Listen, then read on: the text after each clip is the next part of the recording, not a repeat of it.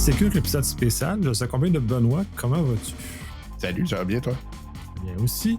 Aujourd'hui, on va aborder le sujet des universités, principalement au Québec, mais de façon un peu plus générale aussi, puisque moi j'enseigne en Europe, donc j'ai pas exactement le même vécu. C'est un peu en réaction à ce qui a été entendu par d'autres intervenants en cybersécurité qui ont une certaine doléance par rapport à l'état de l'éducation universitaire au Québec. Moi, dans le fond, ma réaction face à ça, c'est que je me suis pas senti interpellé ou ça n'a pas résonné ce qu'ils ont dit parce que moi, ça ne correspond pas à mon expérience d'enseignement et en tant qu'expérience d'étudiant.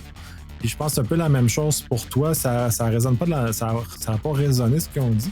Justement, j'aimerais ça que tu commences par expliquer un peu l'état de ton expérience en enseignement. En enseignement, écoute, j'ai enseigné dans, je te dirais, trois domaines, là, soit le domaine de les relations internationales. Donc, plus précisément, là, le domaine études stratégiques, là, ce qu'on appelle études stratégiques en français. Souvent en anglais, on va dire War Studies. Là, donc, et ça date, là, je te dirais, au début des années 2000, là, mes premières expériences d'enseignement. Et ensuite, j'ai bifurqué vers deux domaines autres qui sont criminologie et informatique. Mais plus précisément, là, c'était en cyber-enquête. Là. Donc, à l'époque, là, j'ai été à Polytechnique là, pour enseigner la cyber-enquête. Donc, fait, grosso modo, là, jusqu'à nouvelle... en tout cas, jusqu'à aujourd'hui, là, je peux dire que j'ai environ 25 ans d'expérience d'enseignement dans plusieurs universités. Donc, Université d'Ottawa, Université de Sherbrooke, UQAM, Université de Montréal, Polytechnique. Bon, j'ai été invité là, à faire des conférences à travers l'université également, là, que ce soit ici ou à l'étranger. Là. Donc, tu sais, j'ai quand même un parcours qui m'a amené à voir différents types d'universités, différents types de cours également, différents types je veux dire, de foule, entre guillemets, mais d'étudiants, tu sais, des approches différentes, là, et aussi des cultures universitaires très différentes. Oui, puis justement, c'est de quoi c'est différent ça? Parce que justement, c'est excessivement intéressant, de ton long parcours et en même temps, cette diversité-là, parce qu'il n'y a pas tant de monde que ça, à ce que je sache, qui ont été capables de naviguer dans autant d'environnements différents que ça. Quelles sont, disons, les différences que tu aurais pu constater, puis tu te rappelles aussi, parce que des fois, la mémoire Ouais. étant ce qu'elle est, Ouais. ce qui amène justement cette différence-là de vécu dans ces différentes institutions d'enseignement-là? Il faut comprendre que il y a beaucoup de choses qui peuvent varier d'un cours à l'autre, parce que évidemment, il y a la question du prof. Le prof en soi peut faire une différence dans sa façon d'enseigner, dans sa façon d'aborder la thématique. Je vous donne un exemple. J'ai eu des très mauvaises expériences de cours parce que j'avais des profs qui étaient là et tu disais, bon Dieu, il faudrait qu'il arrête. Il était juste trop vieux. C'est plate, là, mais à un moment donné, tu as des gens ils s'accrochent, puis tu te dis, bon, regarde, là, ça. Il était complètement déphasé, il était plus très. Puis à ça s'ajoutent des problèmes de santé. Là, fait qu'à un moment donné, tu te dis, bon, ben là, ça marche pas. Là, mais autant de l'autre côté j'ai eu des professeurs extraordinaires qui m'ont amené à cheminer dans des endroits que j'aurais jamais pu penser.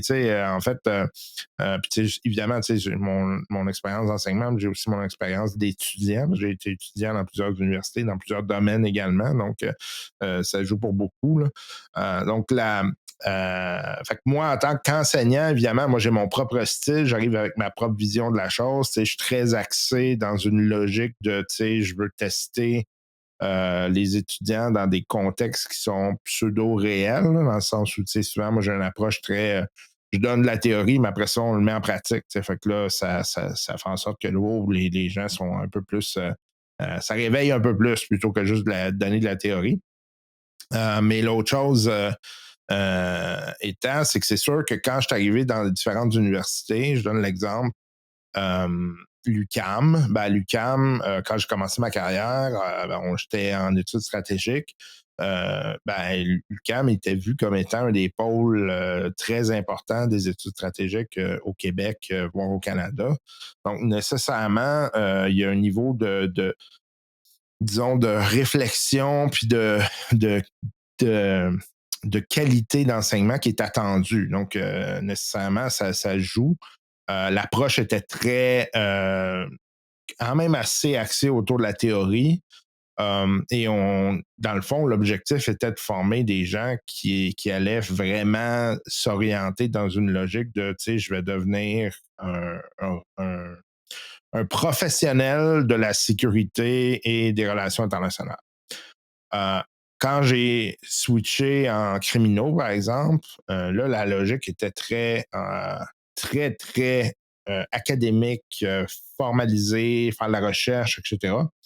Donc là, clairement, la culture du département était très axée sur on veut former des gens qui vont devenir des scientifiques. Pas la même approche, là. On est comme dans une autre vision de la chose. Là, tu tournes autour de la question de, tu sais, c'est les articles scientifiques, la rédaction, faire de la recherche, etc.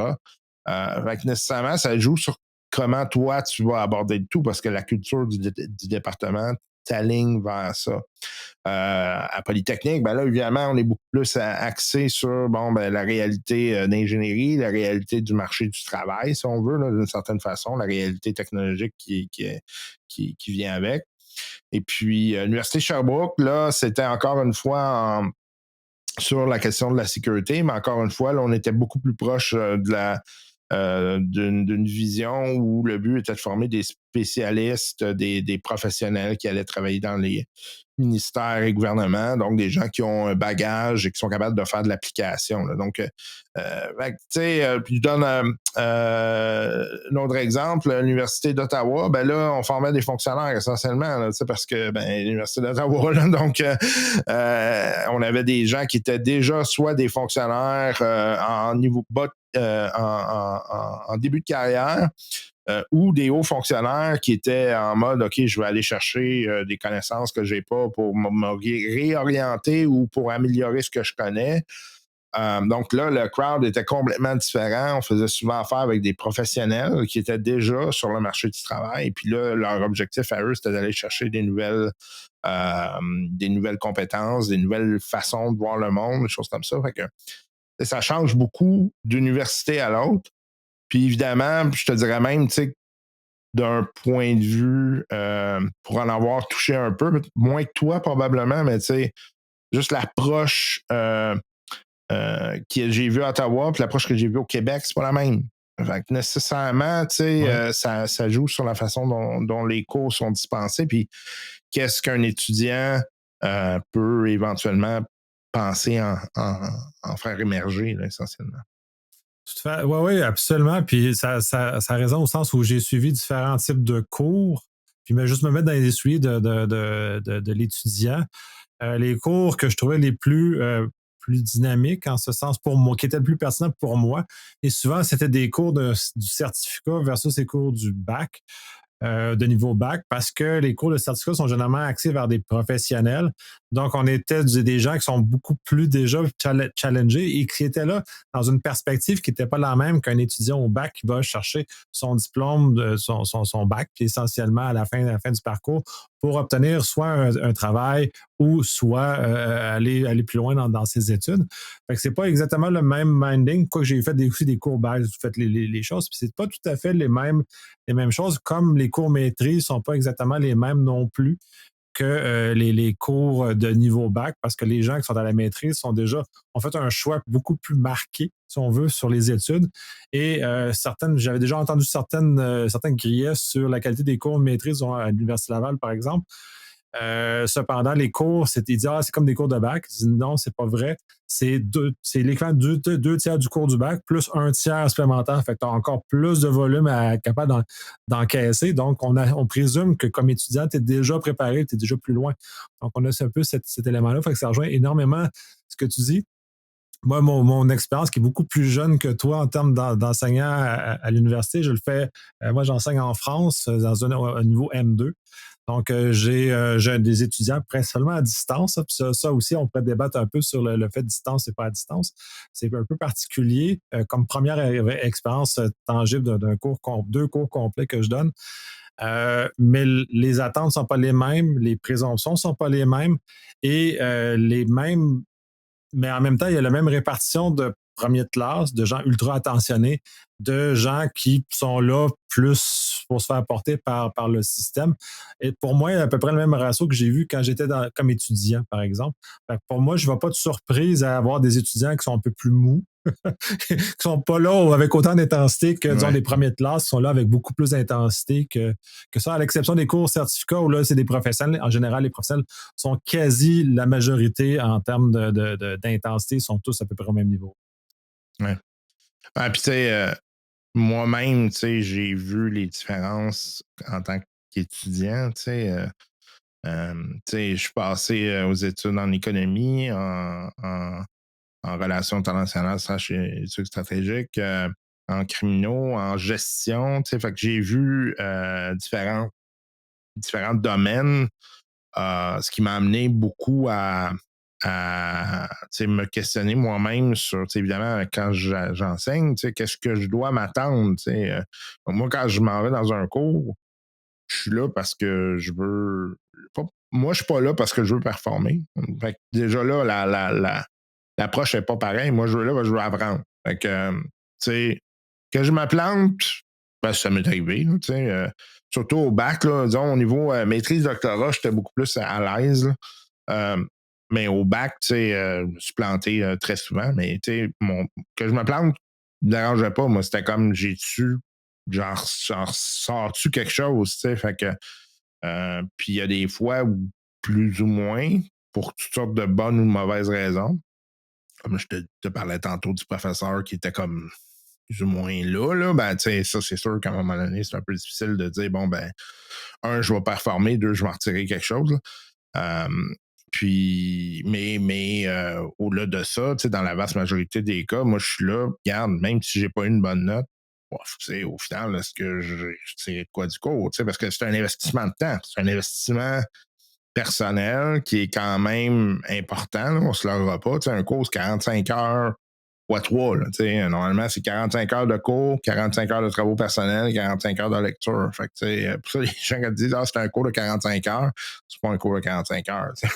Un Non, cours non, de 135 heures. c'est beaucoup plus intense que ça. Puis ça revient aussi, puisque tu mentionnes, puis on en parlait un peu en pré-show, ça dépend de l'investissement que tu veux mettre là-dedans. Puis c'est pas tout le monde qui est prêt à mettre le même investissement aussi. Fait que, il faut pas mettre tout le monde dans le même paquet comme quoi c'est mal. Il y en a qui sont là effectivement juste pour des free riders ou sont juste là, ils veulent le papier, ils veulent sortir. Quand d'autres sont là pour justement comme toi et moi aussi dans ces circonstances-là, aller chercher du contenu. Moi, je suis allé chercher des perfectionnements, notamment, disons en droit, peut être un exemple. J'ai cherché des perfectionnements, parce que j'avais besoin du vocabulaire, de comprendre comment ça marche, comment les choses fonctionnent, puis d'œuvrer là-dedans. Là. Puis bon, le temps m'a donné raison aussi. Mais je suis allé chercher des connaissances. Je n'allais pas chercher un papier. Mais tu sais, j'avais l'impression qu'il y a bien des gens qui sont là que pour chercher un papier. Ouais. Parce que, puis ça, j'avais ça, puis j'étais très jeune quand on m'avait donné ça. Dit un diplôme, c'est comme un billet pour rentrer au cinéma. Donc, ça arrive que sur un certain nombre de personnes, cette perception-là, puis moi, j'étais un peu en désaccord. J'avais des chutés, devais avoir 16 ans, on m'a dit ça. Là, j'étais outré, non, l'université, c'est pas ça. Là. Bon. Mais il demeure, même avec mes autres adultes maintenant, c'est une réalité.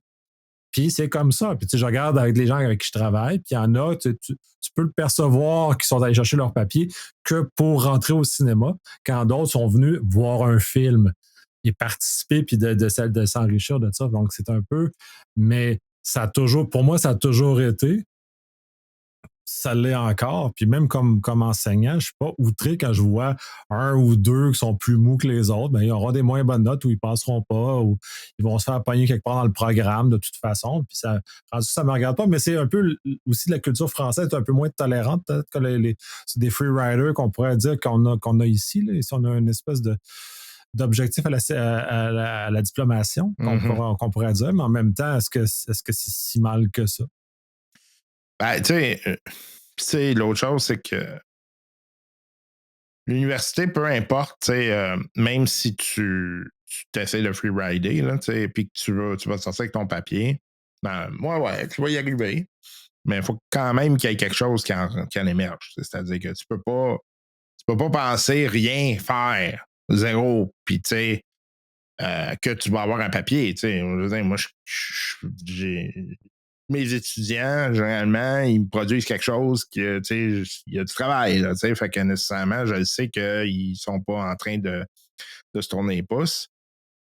Puis, je le sais de la manière dont le type de travaux que je leur donne, que peu importe, va falloir qu'ils apprennent quelque chose. T'sais. Fait que, il y a ça aussi. Fait que oui, ils vont avoir une note, peut-être elle ne sera pas super bonne, puis ils vont peut-être avoir leur diplôme quand même, mais je le sais quand même qu'ils auront appris quelque chose. T'sais. Puis ne serait-ce que probablement la chose la plus importante que l'université peut apprendre, ben, c'est une méthode. T'sais, comment travailler? Je m'excuse, mais il y a des choses de base qu'un professeur n'acceptera jamais si c'est pas présent. T'sais. Ne serait-ce que une structure dans laquelle ben, tu émets une hypothèse, puis tu essaies de la prouver avec des sources, puis du travail de recherche, puis ci, puis ça. Fait que si c'est pas là, ben, je veux dire, t'as pas réussi dans ce qui est attendu comme type de travaux. Fait que, bon, évidemment, encore une fois, ça peut dépendre des domaines puis de qu'est-ce qui est demandé. Évidemment, moi, j'ai des travaux que c'est pas ça que je demande, mais de manière générale, euh, dans cette approche-là, l'approche scientifique euh, va être transmise. Au moins, tu vas comprendre la base de l'approche scientifique. Puis ça va quand même demeurer. Là. Au final, tu vas comprendre qu'est-ce qui est attendu dans un travail de recherche scientifique. Puis tu vas être capable de faire la différence entre qu'est-ce qui est du scientifique et qu'est-ce qui ne l'est pas. Oui, notamment, puis ça donne des outils. En tout cas, moi, j'en suis sorti des outils, puis c'est ça que aussi je veux passer à mes étudiants. Puis j'ai été surpris parce que mon contact avec le système d'éducation français est très nouveau pour moi. Je n'étais pas familier avec ça. Puis même un peu à l'extérieur, parce que je donne pas un cours, deux cours. Les cours ne sont pas dans une tranche technique ou informatique. Je suis dans un master en relations internationales. Et ces cours-là, les cours que je donne, c'est des cours d'initiation, essentiellement à la cybersécurité et au AppSec. Et ces cours-là sont en fait présentés à des gens qui n'ont pas de base en informatique. Donc, j'amène les bases, mais en même temps, je ne fais pas juste leur donner du contenu, je leur donne une façon. Puis là, il y a des choses là-dedans, puis j'ai même été surpris parce que je pensais que pour moi, quand on parle des couches d'abstraction, par exemple, ou quand on parle de system thinking, je pensais que c'était des choses qui étaient plus répandues. Et notamment, je me suis entendu qu'au master, ces gens-là soient déjà en maîtrise d'un minimum de ces concepts-là. Et non. Fait que j'ai appris à ça.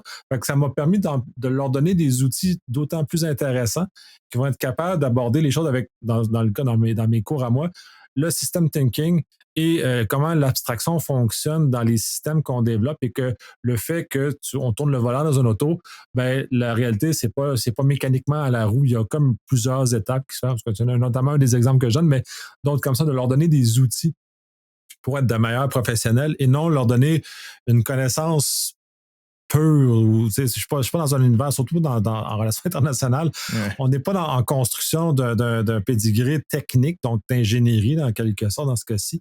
On est plus dans une chose de connaissance générale dans laquelle on va enrichir avec des outils et des matrices d'analyse plus sophistiquées. Fait que j'ai la chance d'être dans ce domaine-là. Mais c'est comme ça aussi que j'amène mes cours pour qu'ils sortent de là.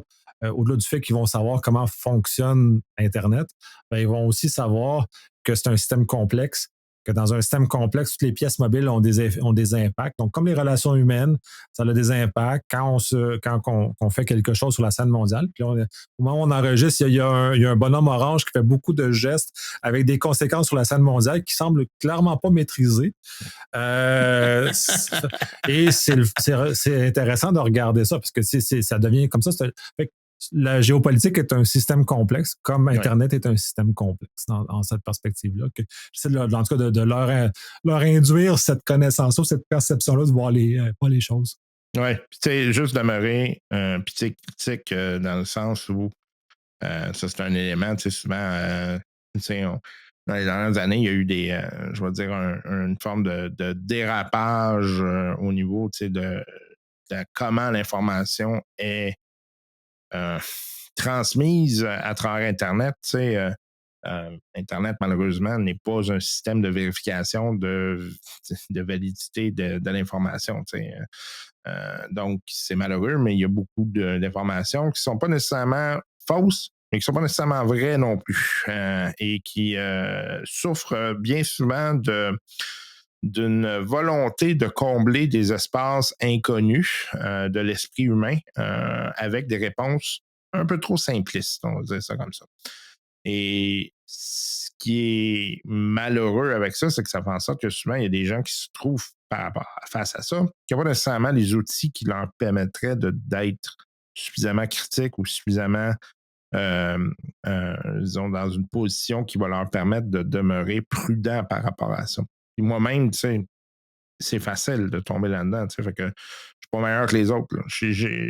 La seule différence que, tu sais, les gens qui sont passés par le parcours universitaire que ceux qui n'ont pas eu essentiellement, c'est qu'ils ont justement cette méthode-là. Mais la méthode, c'est un effort. Puis c'est un effort qui n'est pas nécessairement toujours le fun, facile, puis pratique à mettre en place.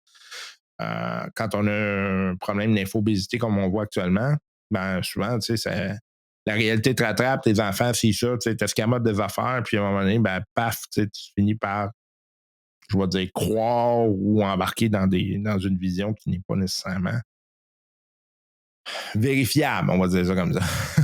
Ouais, ben ça, gros défi, là. On l'a énormément vu, le confinement a été un laboratoire malheureusement à ciel ouvert sur ce genre de choses-là. Et à quel point les gens ont finalement peu d'esprit critique. Puis moi, c'est ce que j'enseigne à mes étudiants et puis ce que j'ai allé chercher à l'université. Mais j'ai pas eu un cours d'esprit critique. C'est la somme des cours que j'ai été a raffiné mon esprit critique. Et comme tu le mentionnes, il est bon dans une certaine sphère, mais dans des zones où je serais incapable d'avoir un esprit critique parce que j'ai pas les connaissances, j'ai pas les bases, j'ai pas suffisamment les outils qui m'ont été faits parce que chaque pièce, chaque cours est un fait que tu échafaudes ton mur de connaissances et d'esprit critique et de compréhension des systèmes complexes. Et c'est un peu ça. Fait que moi, si j'avais arrêté à un cours, j'aurais pas été avec la même capacité que j'ai maintenant, puis je continue à en suivre à travers tout ça, justement, pour aller continuer à chercher à raffiner mon esprit critique. Puis on est dans un univers où ça va devenir encore plus important que ça l'était avant. Juste la montée du deepfake, par exemple, est un exemple où normalement, là, dans un contexte, puis moi je l'enseigne à mes étudiants, comment soulever des questions raisonnables par rapport à de l'information, donc quelque chose qui leur est montré. Pas de dire que c'est nécessairement faux et de contester, de devenir un sceptique fini et conspi, mais de poser des questions qui amènent à divulguer s'il y a des éléments creux dans la réflexion, dans ce qui nous est présenté. Et souvent, ça aide bien. C'est pas bon dans 100% des cas, mais ça fonctionne relativement bien pour la plupart des cas, justement, de ça. Fait que autant je l'enseigne, autant mon propre parcours universitaire m'a enseigné des bribes de cet esprit critique-là, plus ce que je voulais chercher, plus aussi. Oui, puis c'est cette notion-là du doute méthodique, donc qui fait partie du parcours universitaire. Normalement, c'est un peu ça qu'on devrait toucher un minimum. Puis, tantôt, je sais que tu parlais de la question, on en retire bien ce qu'on veut, puis c'est vrai, la réalité, c'est que moi, mon parcours universitaire est probablement très différent de tous ceux qui écoutent actuellement le podcast puis qui ont été à l'université. On a tous un parcours universitaire très différent, puis on en retire ce qu'on en veut bien.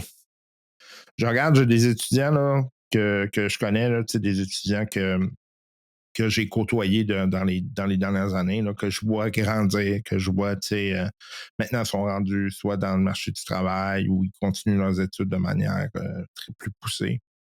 Puis tu as des gens qui ont fait, par exemple, ont été très forts sur le réseautage. Donc, eux ont eu des relations avec plein de monde qui maintenant, ça paye d'une certaine façon. Ensuite, tu as des gens qui ont dit, ben moi, tu sais, mon parcours universitaire, oui, j'essaie d'avoir des notes, mais tu sais, je le fais aussi en faisant du sport de manière très, très poussée. Ben là, tu sais, t'en as qui finissent par être aux Olympiques. Tu sais, c'est ça, là, c'est dans le fond, qu'est-ce que tu vas faire de ton temps? Moi, quand j'étais à l'université, je faisais mes cours, puis je lisais plein de classiques autour. Tu sais, je lisais, puis encore une fois, tu sais, j'ai fini mon MBA. J'ai fait le MBA, mais je t'avouerais que le temps que j'ai mis dans mon MBA m'a apporté évidemment des choses, mais c'est aussi toutes les lectures que j'ai faites autour qui m'ont été recommandées par des profs, par des gens qui étaient là-dedans, qui m'ont dit hey, tu devrais aller ça, tu devrais aller ça. Tu sais. Puis ça m'a apporté beaucoup, probablement beaucoup plus même, mais c'est pas nécessairement. Il faut faire l'effort supplémentaire, il faut être capable de dire ben, je vais aller chercher ça. Puis c'est ça que j'en ai retiré, moi. Là, tout à fait. Puis tu sais, c'est un bel exemple. Puis dans mes cours, c'est ce que je fais. Je donne énormément de références qui ne sont pas obligatoires pour la maîtrise du cours, à quelques exceptions près, mais qui sont quand même des références dans lesquelles ils peuvent continuer à creuser si ça leur plaît. Il y en a généralement peu qui le font, mais il y en a quand même qui vont y aller plus loin et justement vont aller creuser davantage les informations. Et est-ce que si c'est seulement 1%, mais tant mieux, il y aura 1% des gens à qui j'aurais contribué pour les amener un peu plus loin. Puis c'est ça l'objectif, mais je ne peux pas, comme enseignant, je ne peux pas dire non, je vais à 100% de ma classe, je vais les tirer plus loin. C'est un peu un rêve aussi. Il y en a que j'aime bien que la lumière soit apportée sur le freerider. C'est ça, tu peux être un freerider, mais tu fais juste comme pour passer à travers. Puis il y en a que c'est comme ça. Puis c'est une question d'âge aussi, parce que là, je suis un étudiant qui est différent de l'étudiant que quand j'étais sorti du cégep. Au sorti du cégep, je n'étais pas dans le même univers. Tu sais. La boisson coulait davantage à ces époques-là et les parties étaient beaucoup plus courants que comme adulte maintenant. Fait que mon niveau d'attention et le fait que d'être à l'université est moins social maintenant et beaucoup plus dans le contenu qui était beaucoup plus social au moment où je suis rentré. Tu sais, quand tu rentres, c'est quoi, c'est à 19 que je pense qu'on rentre à l'université. 19 ans, je regarde, puis mes enfants sont rendus là. Puis tu sais, c'est... Ouais. C'est pas la même réalité, tu sais. Puis mettons que ton cerveau n'est même pas fini d'être complètement formé, tu sais. Fait que c'est sûr que. C'est pas la même intensité qu'on met dans nos études parce que, tu sais, qu'à 19 ans, que versus quand j'ai refait des études dans la vingtaine, trentaine, puis même encore maintenant. C'est pas les mêmes choses. Puis je vais pas chercher les mêmes affaires aussi tu sais. Fait que, tu sais, pour moi, puis ça demeure un véhicule d'enseignement qui est utile, l'université, là, parce qu'il y en a certains qui critiquaient un peu l'utilité pour qu'est-ce que ça servait, ces éléments-là. À certaines époques, on a blâmé certaines universités à Montréal, une université à Montréal qui imprimait des diplômes. Là, mais en même temps, est-ce que c'est mal? Non. Est-ce que ça a aidé la société à monter vers le haut? Oui. Ça servait à des notions sociales aussi. Fait, c'est, quand on le regarde dans le grand ensemble, c'est jamais aussi simple. Si on parle de système complexe, les études, ces affaires-là, ça m'aide à regarder les choses dans un grand ensemble davantage maintenant que quand j'avais 19 ans.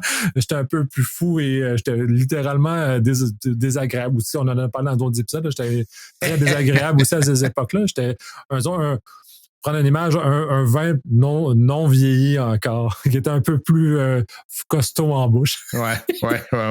Mais tu sais, puis critiquer des universités, j'en suis, tu sais, moi aussi, je critique souvent les universités, tu sais, puis merde, j'en fais partie, tu sais, fait que c'est pas, c'est correct de vouloir critiquer, tu sais, mais il faut comprendre aussi qu'il y a deux choses. Tu sais, je regarde le système américain, par exemple. Tu sais, puis moi, j'ai flirté avec le système américain un peu parce que tu sais, j'ai été notamment faire des stages aux États-Unis, des choses comme ça. Tu sais, puis la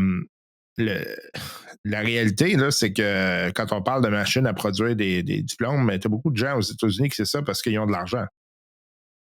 Fait que, tu sais, regarde, je te fais un don d'1,5 million à ton université, mon gars, peux-tu passer, tu sais, ça s'est vu, là, tu sais, fait que ça, quand on parle de machines à produire c'est des diplômes Oui, qui puis sont il y a même des scandales de grandes universités américaines qui favorisaient les gens, les grands donateurs ou qui donnaient des kickbacks pour aider les étudiants à rentrer, à être avantagés.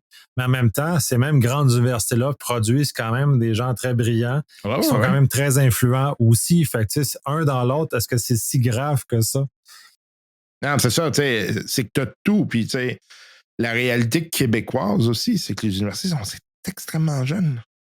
Tu sais, je veux dire, les universités au Québec, là, ça a genre 50, 60 ans, là, tu sais. Fait que, oui, il y avait, tu sais, l'école classique, tout ça, tu sais, il y avait je veux dire, les universités plus modernes, là, tu sais, c'est très jeune, là.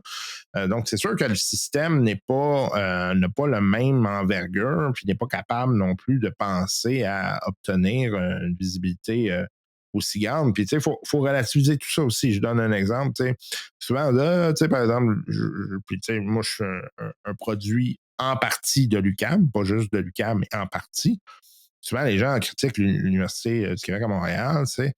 Ben, moi, j'ai enseigné, puis j'ai eu des cours là, puis j'ai eu des cours ailleurs, puis ben, honnêtement, il y a des excellents profs qui sont là. Puis l'affaire étant, c'est que souvent, on se fie sur les espèces de scores là, qui sont donnés aux universités. Ben, moi, j'en connais très peu qui ont été voir comment ces scores-là sont calculés. T'sais, moi, j'ai été gratté pour le fun. Mais en partant, l'UQAM perd beaucoup, beaucoup, beaucoup de points parce qu'elle n'a pas de campus. Je veux dire, je comprends. Là, je me suis étouffé, là. Alors, mais c'est ça, tu sais, c'est comme, OK, mais c'est pas ça le but de l'UQAM. Le but, tu sais, c'était d'être accessible, d'être directement au centre-ville. Puis c'est sûr qu'avoir un campus directement au centre-ville, ça va être un peu complexe, là, tu sais. Puis c'est pas non plus une université d'État, tu sais. Puis l'autre chose aussi, c'est que, tu sais, la qualité des départements, ben, ça change avec le temps. Moi, j'ai vu des départements se déconstruire comme ça parce que ben, t'as des profs qui prennent leur retraite, t'sais, puis à un moment donné, là, faut refaire l'organisation, faut aller chercher des nouveaux profs, puis tu sais, ça se fait pas facilement tout ça, là, c'est vivant, comme là, n'importe quelle entreprise. Ben oui, voilà. C'est la normalité, oui, puis j'ai connu des départements, moi, je suis à l'Université Laval, avec qui je donne pas donné des cours, mais j'ai juste donné j'ai été invité par des professeurs dans leurs cours. Et c'est très variable d'une année à l'autre ou d'une cohorte à l'autre. Tout change. Donc, c'est pas. Je suis pas outré que ça soit comme ça. Puis, il y a toujours de bons professionnels, comme il y a toujours de bons professeurs, comme il y a toujours de moins bons professionnels, puis donc de moins bons professeurs. Donc, on est un peu dans le même contexte et on ne peut pas assurer que 100% des professeurs soient les top meilleurs au monde. Que, maintenant, on est des humains, puis bon, il y a de la variabilité aussi au niveau même de l'enseignement. Ouais, c'est ça. Donc, tu sais, faut faire attention. Tu sais, il y a machine à produire des diplômes, mais encore une fois, ça va dépendre bien gros de quand tu es là. Puis moi, j'ai fait, j'ai touché avec j'ai des profs qui m'ont enseigné qui étaient du HEC, par exemple, puis qui enseignaient aux deux places, qui enseignaient à l'UQAM puis à HEC. Puis ils m'ont clairement dit, les deux, c'est des approches différentes. Fait que c'est pas nécessairement mauvais ou pire, c'est juste que vous allez avoir une formation qui va être différente, qui va vous amener à réfléchir dans des zones différentes d'un à l'autre. Fait que c'est pas.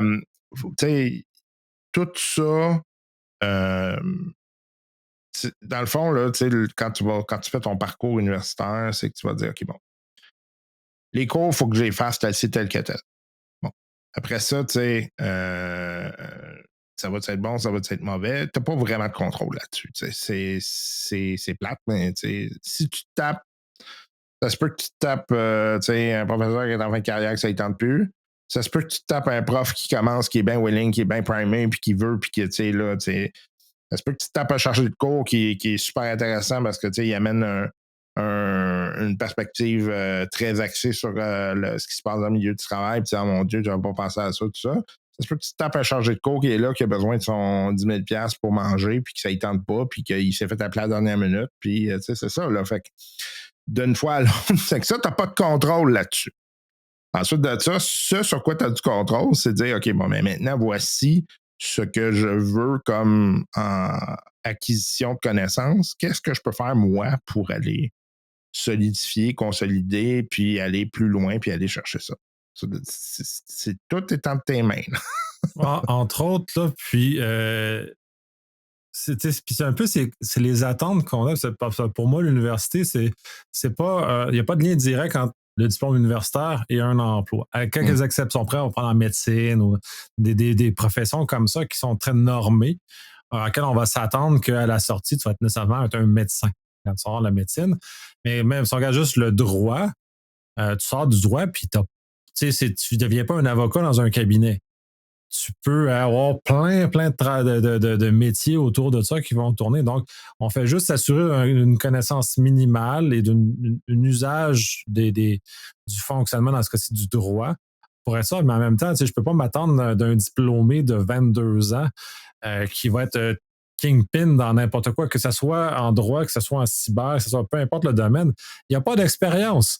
Fait que là, il faut l'amener, puis c'est pas l'université qui lui donne l'expérience. Puis ça aussi, je trouve ça un peu étrange d'espérer que l'université donne l'expérience. Ça, je trouve ça un peu étrange comme attente. Ou de s'attendre qu'un diplômé de va être super bon dans. Non. Je ne vois pas de lien de causalité. Puis en même temps, j'aime beaucoup, parce que le programme dans lequel j'enseigne, c'est une alternance, donc c'est travail-études. Puis c'est un peu comme le programme de Sherbrooke qu'on a au Québec, dans lequel ça l'amène cette dualité-là d'études et de travail, donc de mise dans le réel, donc le travail, des connaissances qui sont acquises à l'université. Mais ce n'est pas l'université qui donne l'expérience, c'est le travail. Et là, c'est le fait d'avoir mixé les deux. Je trouve que c'est une excellente idée. J'aime beaucoup le programme de Sherbrooke pour ça. Je ne suis jamais allé à étudier, mais j'aime le concept. Puis là, je le vois vraiment avec les alternances en France.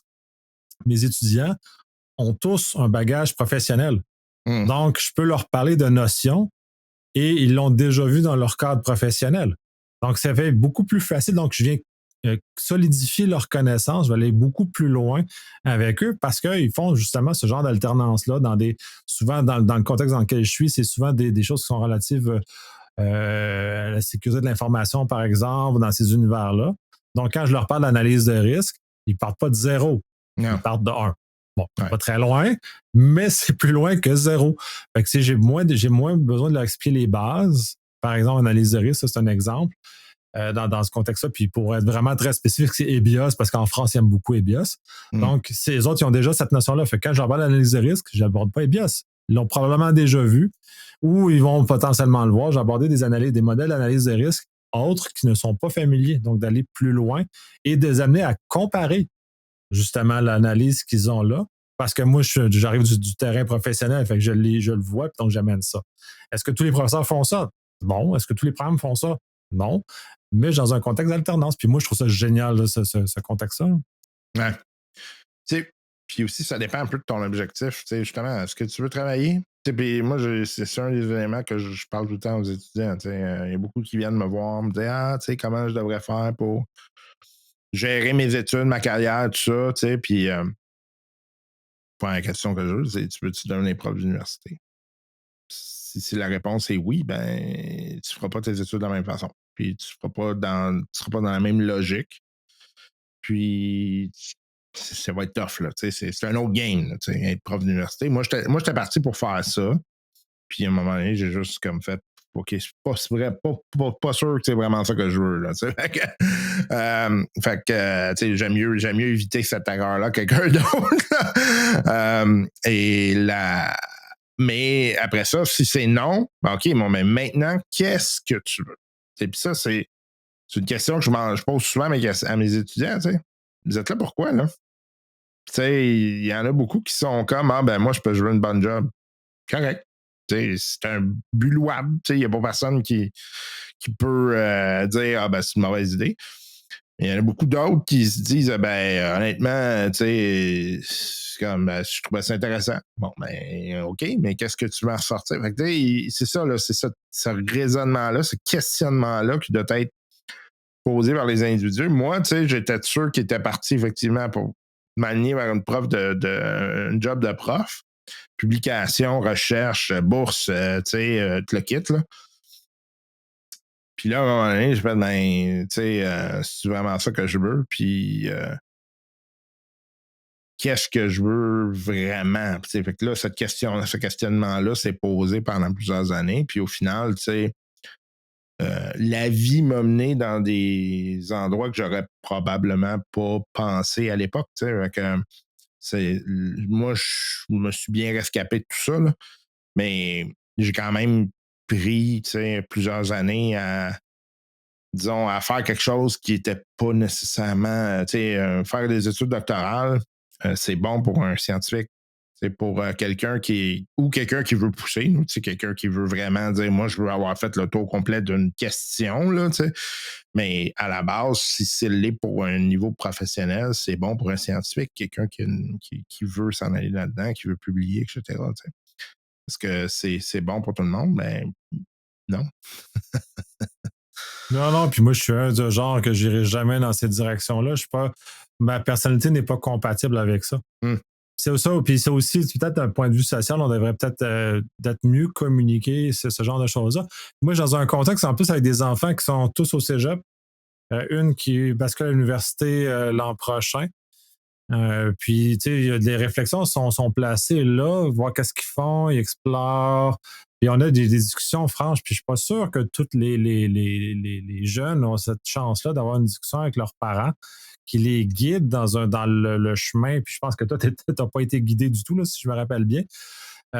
Puis moi, j'ai la chance de pouvoir guider mes enfants puis les aider à prendre un choix éclairé. Puis même de leur dire, c'est pas grave si vous faites une erreur. Si hum, vous n'aimez pas ça, vous pouvez changer. On est dans un système qui permet ce genre de choses-là, de changement en cours de parcours. C'est pas grave, faites-le, mais suivez ce qui vous fait vibrer et ce que vous allez chercher parce qu'après ça, il faut que tu fasses 3 ans quand même. C'est quand même, on parlait, tu peux pas être un freerider pendant 3 ans. Là. hum, C'est long puis c'est tough. Là. Tu sais, puis même si tu le partais pendant 3 ans, ça peut être long puis ça peut être tough pour passer à travers de ça, puis il va en découler des emplois spécifiques. Tu sais, j'en ai une qui va plus dans les sciences, elle, c'est ce qui l'intéresse, elle aime disséquer des choses. Fait que bon, elle va aller dans les sciences de disséquage d'êtres vivants et qui sont plus vivants, là, en général. Quand on dit ça, que c'est sont plus tellement vivants. Et j'en ai un autre qui va s'intéresser, par exemple, plus au droit, par exemple, ou plus à ce genre de choses-là. Donc là, c'est de l'amener, puis qu'est-ce que tu veux faire avec ça? Parce que le hum, droit est un domaine vaste, ça va être des outils, mais qu'est-ce que tu veux faire? Puis là, on amène la conversation sur qu'est-ce que tu veux faire. Puis ces éléments-là, malheureusement, le système de l'éducation préuniversitaire ne le fait pas ou le fait pas suffisamment bien ou avec des outils. En tout cas, moi, je rappelle les outils qu'il y avait à mon époque, c'était mauvais. Là. Mes enfants n'ont pas l'air de dire que ça s'est beaucoup amélioré depuis, mais des outils et des conversations pour amener les gens aux bonnes places. Puis un peu aussi la déroute ou la mauvaise publicité qu'il y avait à cette époque que les techniques n'étaient pas positives. C'était pas ça il fallait tout le monde aller à l'université. Mais en même temps, le défaut, c'est qu'on a rendu certains diplômes universitaires des techniques hum, aussi. hum, Puis moi, je n'ai pas été dans des choses comme ça, mais dans ce que j'entends parler autour de moi, dans bien des égards, il y a des diplômes universitaires qui sont dans les faits une technique hum. qui aurait dû être faite au niveau collégial, qui aurait outillé les gens, qui aurait amené les gens d'ailleurs sur le marché du travail beaucoup plus vite. Puis donc, s'ils vont plus vite, si on va d'un point de vue purement financier, s'ils sont plus vite sur le marché du travail, ils vont faire somme toute plus d'argent qu'une personne qui était à l'université, sur toute sa vie, hein, si on le calcule correctement. Donc, tu sais, il n'y a pas, d'avantage à l'université si c'est pas le chemin dans lequel qui est pour toi, dans un chemin d'esprit critique, de réflexion, de choses comme ça. Et bon, dans certains cas, c'est un peu ça dans lequel se cachent certains programmes universitaires, probablement. Ouais, ça, c'est un des problèmes de l'université, souvent, c'est d'essayer de trop s'aligner sur le marché du travail, essentiellement. Là. Donc, euh,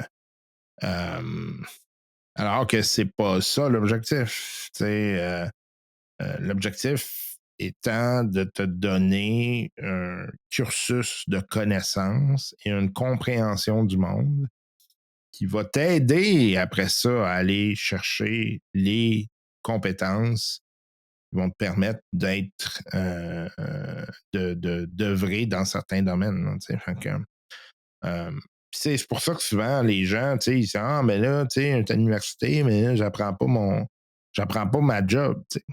Ben, C'est plate, mais ta job, tu vas l'apprendre quand tu vas faire ta job. Ben, c'est un peu ça aussi. Puis je pense que les attentes sont mal placées, autant des employeurs que des étudiants.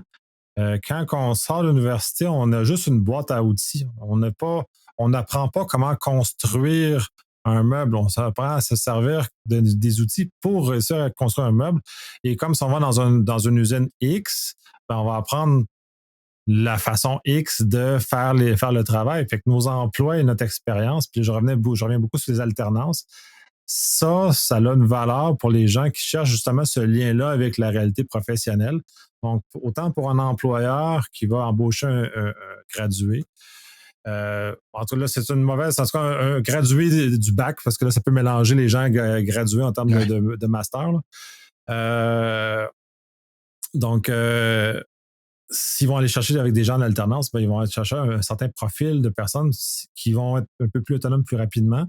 Des personnes qui sortent du bac conventionnel, si on veut, avec pas d'alternance, qui vont avoir beaucoup de belles idées, mais à lesquelles ils vont devoir être confrontés au réel. Puis on le voit beaucoup dans certains mimes où les jeunes qui rentrent maintenant les jeunes qui rentrent sur le marché du travail sont un peu étonnés qu'ils ne sont pas en train de révolutionner l'univers, en train de ça, qu'ils sont en train de brocher des feuilles.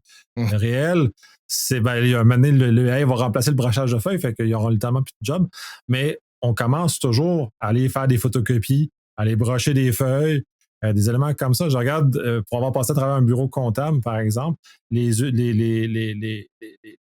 personnes qui sortent de l'université font pas les jobs les plus fun en commençant. Ils font les jobs les plus plates, le classage, des éléments comme ça, qui leur donnent ensuite des méthodes de travail qui est approprié dans le cabinet dans lequel ils sont. Donc, ils vont être capables, ils vont se familiariser et ils vont être capables de transférer les connaissances qu'ils ont prises à l'université en du travail réel et ainsi de suite.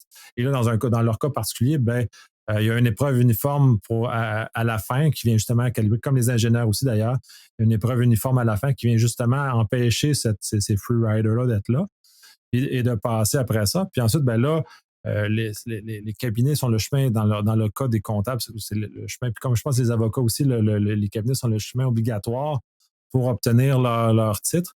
Et c'est très difficile, puis c'est très, très dur. Ça leur apprend à la vraie vie en même temps. Comme ils sont, autant comme les médecins font de l'internat. Donc, eux sont en compagnie jusqu'à un seuil de compétences X qui est défini, qui sont des emplois, puis ça, on ne retrouve pas ça ailleurs. Puis ensuite, on se plaint que ces gens-là ne sont pas bien quand on n'est pas capable de les encadrer correctement, puis on dit que c'est la faute de l'université. Ouais. Ouais, c'est ça.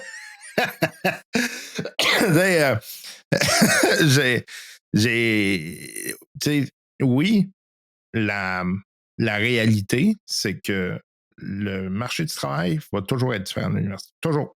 C'est impossible que ce soit la même chose. Parce que ce n'est pas les mêmes objectifs. L'université, vous avez des gens qui sont donc des chercheurs.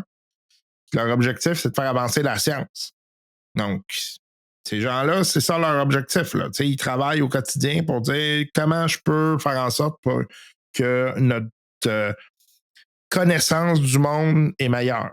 Puis ensuite de ça, ils te transmettent c'est quoi les dernières connaissances qu'ils ont dans leur domaine, puis sur l'univers sur lequel ils travaillent. Puis ensuite de ça, ben là, tu retires bien ce que tu veux, puis qu'est-ce que tu comprends de ça, puis ensuite comment tu l'appliques dans ton milieu de travail. Fait que c'est sûr que si tu t'attends à, regarde, je vais prendre ton tournevis, puis je vais te montrer comment tourner la vis, ben c'est pas de l'université, ça. T'sais, on n'est pas dans une démarche de compréhension scientifique. Là, on est complètement ailleurs. Fait que, il y a ça aussi, il faut remettre. Puis je suis d'accord avec toi quand tu dis que des fois, c'est plus proche de la technique. C'est ça. Là, puis ça n'empêche pas qu'il peut y avoir un mélange des deux. Mais il faut quand même que l'université demeure dans son rôle de on est là pour améliorer les connaissances puis améliorer notre compréhension du monde. Améliorer l'état de l'art. Puis oui. C'est ça. Puis aussi, dans mon cadre professionnel, j'ai eu des stagiaires, j'ai accompagné des stagiaires.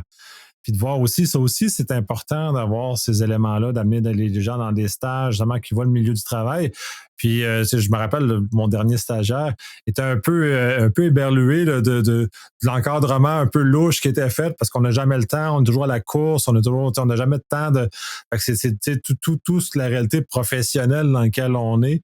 il a été mis dans le bain là-dedans, pas une affaire tranquillou, ça. Puis je dis là, on y va, voici les objectifs. Si tu racontes des pépins, c'est ça. Voici, je te donne mon plan.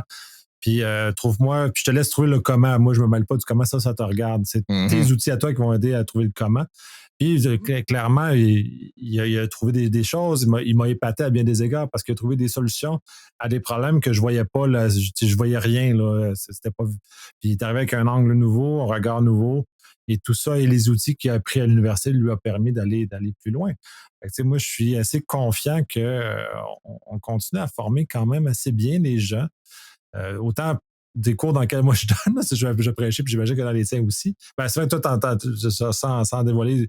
Malheureusement, c'est terminé ton dernier, ton grand stretch d'enseignement. Oui, en tout cas, ouais, c'est ça. Là. Pour des raisons d'horaire, essentiellement, pour des raisons que ça ne me tentait plus, là, mais c'est de concilier les horaires qui ne fonctionnent plus. Là. Ouais, c'est un peu difficile de réussir à injecter de l'enseignement dans ça, puis la correction, puis tout ce que ça prend autour, puis tout ce que ça exige, mais ce genre de choses-là. On a fait un bon tour du sujet. J'ai moi pas vraiment d'autres choses à parler de ça. As-tu d'autres éléments qu'on n'a pas couverts que tu aimerais discuter? Ben, le dernier point rapidement, là, c'est dans le fond, j'ai des amis que je considère qui n'ont pas de formation à l'université, mais qui ont fait l'équivalent d'eux.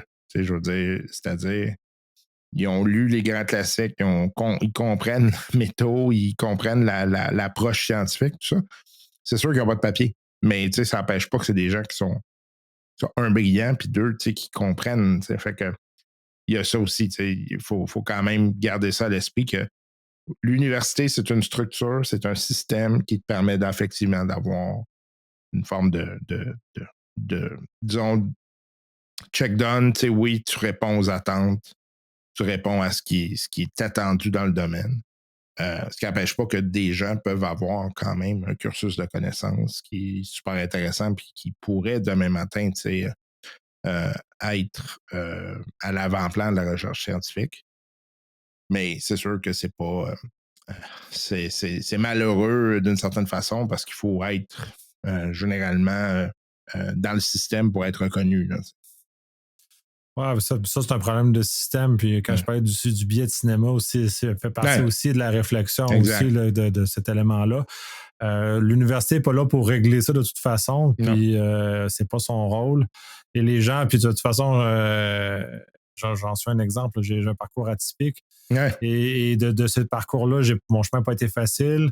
Je suis allé chercher mon billet de cinéma plus tard que la moyenne. Donc, quand je suis arrivé à l'avoir, ben, ça a été. J'étais pas pour les mêmes raisons. J'étais plus expéditif. Puis parce que ça pressait. Là. Fait que, j'avais pas de temps à perdre dans des trucs. Mon regard était différent par rapport à ce qui s'est passé à ce moment-là. J'étais plus mature pour faire des cours à ce moment-là. Puis pour moi, dans mon parcours à moi, ça arrivait plus tard. Puis ça m'a servi à d'autres choses. Puis c'est pas mal d'avoir un billet pour rentrer au cinéma. Là. Puis ça, à certains égards, parce qu'il y a des débats sur ça aussi. C'est pas mauvais non plus de l'avoir, mais c'est juste qu'il ne faut pas que ça devienne aveugle comme n'importe quoi d'autre, juste un élément de conformité qui ne nous amène pas plus loin. Mais ça, c'est un autre débat pour un autre jour. Mais oui. Mais merci énormément, c'est très intéressant. J'aime toujours ce genre de conversation-là. J'espère que ça a intéressé les gens. Je sais que j'ai des comebacks positifs, généralement, de nos conversations. Donc, je pense qu'on continue là-dessus.